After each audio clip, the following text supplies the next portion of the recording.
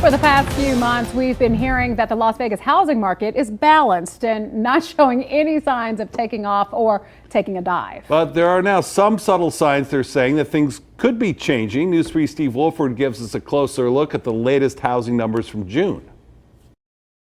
According to the experts at Las Vegas Realtors, the local housing market reached a plateau in June after a couple of months of being described as balanced. The bad news is it's tough to predict which way interest rates are going to go in the next several months, but the good news is inventory is tightening up, which is a pretty good insurance policy against a crash. It's stabilized. It's actually, dare I say it, it's boring. And we're craving boring. And that, according to longtime Las Vegas realtor Kristen Riffle, is an okay place to be, especially considering the spike in mortgage rates earlier this year, which put a lot of potential buyers on the sidelines. There's so many people waiting in the wings, just myself alone. I have clients who are just waiting for rates to drop. They don't like the high rates. And while interest rates remain high, the real estate tea leaves are nuanced. The median home price in June, just under $441,000, was down less than 0.5% from May, but 8% below June. A reason for the shrinking inventory, the number of new listings are way off last year's pace, down 44% year to year.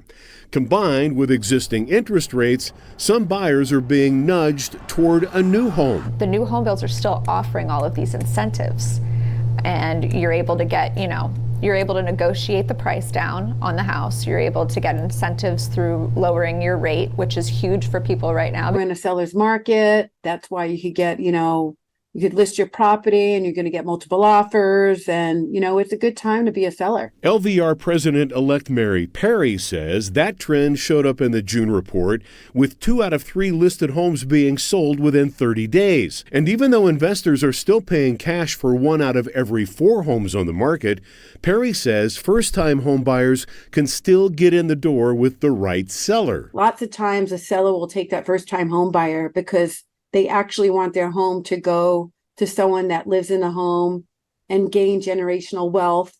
Another reason for the lower inventory is many potential sellers are staying on the sidelines right now with interest rates in the 3s and low 4s, making them reluctant to sell, then have to get a mortgage on a new home in the 7% range.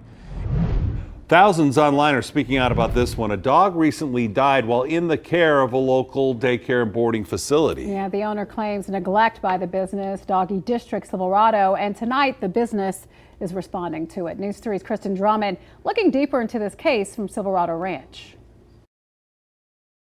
Nico's owners tell me their beloved dog died about an hour after they dropped him off here at Doggy District Silverado. Now they're questioning his care while trying to process his sudden loss. Devastating, honestly. The pain has been,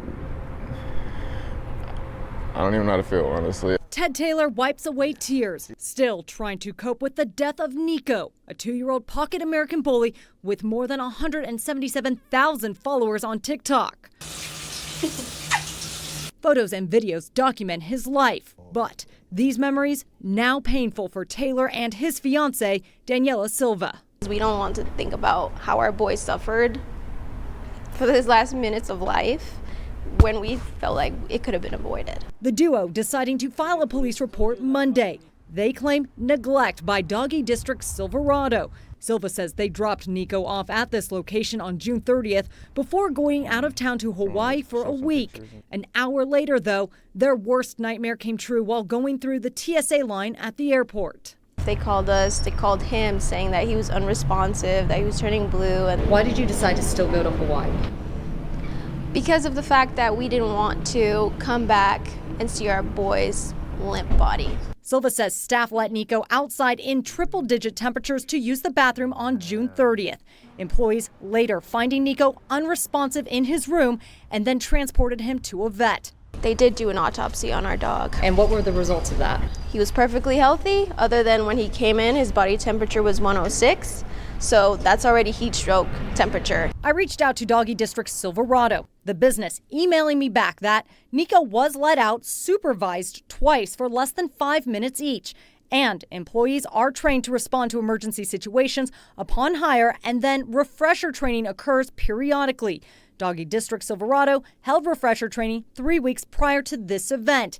In regards to a vet immediately seeing Nico, the business says the resort has pre-established primary and secondary locations, and in this case, the primary location was not accepting animals.